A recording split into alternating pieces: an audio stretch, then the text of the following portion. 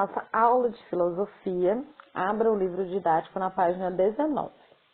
O livro lança um desafio para a gente, olha só. Será que você e os colegas conseguem vencer este desafio?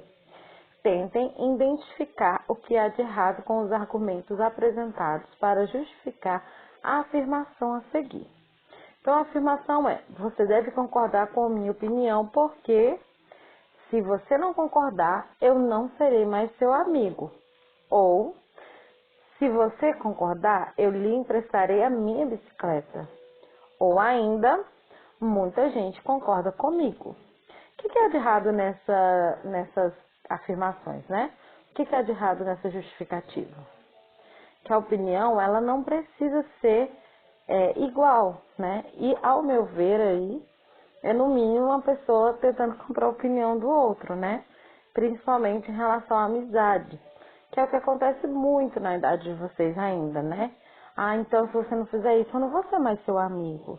Se você não concordar comigo, eu não vou ser mais seu amigo. Quando a gente sabe que a opinião ela não precisa ser imposta, né? A gente pode expor o que a gente pensa.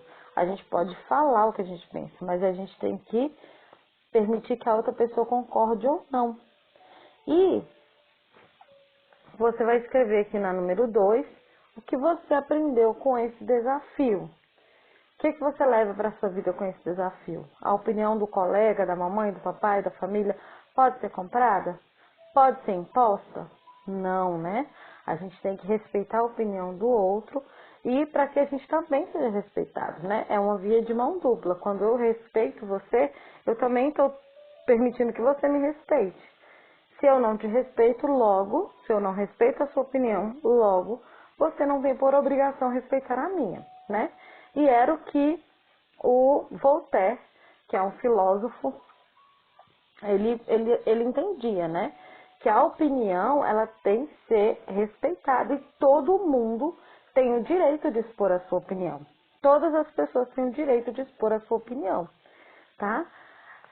E mais à frente, a Evelyn Hall, ela fez a biografia de Voltaire e ela deixou aí como sendo uma frase que falava sobre tudo, sobre Voltaire, sobre o pensamento dele, essa frase que está aí no balão de pensamento. Olha só.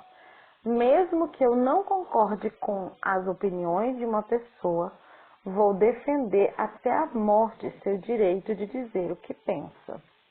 Então, o que Voltaire deixa pra gente? Mesmo que eu não concorde com o que você pensa, com o que você está falando, o seu direito não pode ser interrompido pelo que eu penso. O seu direito de pensar, o seu direito de expor o seu pensamento, o seu direito de falar o que você pensa, não pode ser interrompido pelo que eu penso.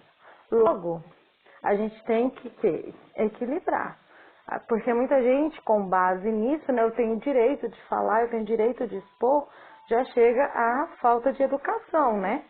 O seu direito não pode atrapalhar o meu, assim como o meu não pode atrapalhar o seu. Mas nós temos os nossos direitos, inclusive de expor o que nós pensamos e de expor o que nós estamos sentindo, né? E Voltaire, ele afirma, tanto é que ele disse que iria defender, né, a Evelyn, captando aí a essência do que Voltaire queria dizer. Para ele defenderia até a morte o seu direito de falar, mesmo que ele não concordasse, tá? Como a gente já estudou, né, tem um destaque sobre o que é biografia, livro que descreve os aspectos da vida de uma pessoa. Então, a Evelyn, ela fez uma biografia sobre Voltaire, né, e fez um aparato aí de tudo que ele tinha escrito e conseguiu captar a essência de Voltaire, segundo ela, nessa frase, tá bom? Vamos lá. Converse com os colegas sobre a frase que vocês acabaram de ler. Já conversamos. Letra A. Vocês concordam com a ideia de que todos têm o direito de expressar suas opiniões? Por quê? E aí, você concorda? Por que você concorda? Eu parto da ideia de que eu quero expressar a minha opinião, né? Se eu quero expressar a minha opinião, logo eu também tenho que ouvir a opinião do outro, né? como é que eu vou querer que somente eu expresse a minha opinião, o que eu penso, o que eu sinto, e eu não vou aceitar que o outro expresse, né? Está errado por aí. Então eu parto dessa premissa, né? Se eu quero ser ouvida, se eu quero ter o direito de expor a minha opinião, eu também tenho que dar esse direito ao outro, né? Letra B, você defenderia o direito de uma pessoa dizer o que pensa, mesmo sem concordar com as opiniões dela? Por quê? Eu defenderia, né? Porque exatamente, e aí ainda tem aquela questão, né? Quando você permite que a pessoa fala, você tem também o seu direito de fala, não é? Não é assim que a gente negocia? Então tá, fala aí, depois que eu terminar eu falo, não é assim? Então você também tem o seu direito de fala. Eu não posso tirar o direito de fala de ninguém, mesmo que a opinião da pessoa vai totalmente contra o que eu penso ou o que eu acredito, né?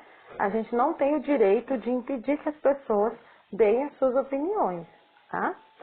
Então vamos lá. Hora de filosofar. Converse com os colegas a respeito dessas perguntas. Então vocês vão conversar só comigo. Em breve conversaremos todos juntos de novo. Ai, amém. Vamos lá. Porque algumas pessoas têm opiniões semelhantes e outras têm opiniões diferentes sobre o mesmo assunto. E aí? Por que as pessoas têm semelhantes e diferentes opiniões sobre assuntos? Porque cada cabeça é uma cabeça, né? Às vezes a gente pode concordar em tudo. Nossa, a gente é super amigo, a gente concorda em tudo. Mas uma coisinha, né? Que a gente discorda, uma coisinha que a gente pensa diferente, não pode atrapalhar todo aquilo tudo que a gente tem, que a gente construiu com amizade por causa de um detalhe, de uma opinião. Então, eu acredito que as pessoas têm diferentes e semelhantes opiniões por causa do ponto de vista de cada uma, né? Por causa da forma de pensar de cada pessoa. O que pode fazer uma pessoa mudar de opinião? O que você acha? Eu acho que chorando, caindo no chão esperneando. Funciona às vezes com as crianças pequenas, né? Mas no mundo de gente grande, quando a gente vai crescendo, a gente vai entendendo que a gente pode expor tudo aquilo, né? Como diz, os prós e os contras, né? As coisas que são boas daquela situação e as coisas que são ruins, né? Então, se eu quero convencer alguém sobre uma opinião, né? Se eu quero convencer alguém sobre algo, então o que eu vou fazer? Eu vou primeiro expor o que eu acho. Olha, eu acho que isso é legal porque isso, isso e isso. E não é legal porque isso e isso. Então, mas ainda assim eu não posso obrigar aquela pessoa a mudar de opinião. Eu posso expor e falar e tentar convencer, mas eu não consigo obrigar ninguém a mudar de opinião, tá? Então, o que pode fazer são argumentos, né? São os argumentos que a gente pode aí buscar para tentar mudar a opinião do outro.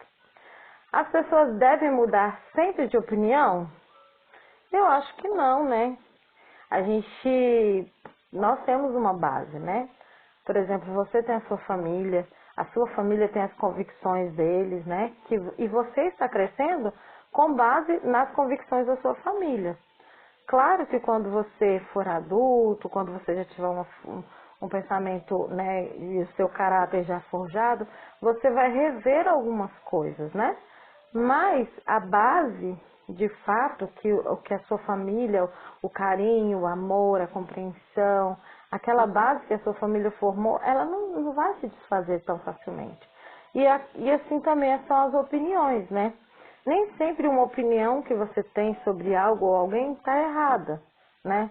Lógico que a opinião você já olha para falar, não gostei daquela pessoa. E aí mais na frente você vê que era o oposto, que aquela pessoa é uma pessoa muito bacana, né? Não gostei daquilo, eu acho que não vai ser legal e você percebe que é legal. Mas nem sempre a sua opinião está errada, então não é bom se desfazer das suas opiniões assim tão facilmente. Porque também é da sua personalidade, né? Cada um tem uma personalidade, um jeito de ser, um jeito de pensar e de agir em relação às situações. E a gente só se desfaz das nossas opiniões quando a gente é convencido de que aquilo não é bacana, né? É possível uma pessoa respeitar as opiniões respeitar opiniões diferentes das suas? Totalmente possível, totalmente possível. Primeiro, o respeito ele é a base de tudo, né? Quando eu respeito, eu não tenho que aceitar, né?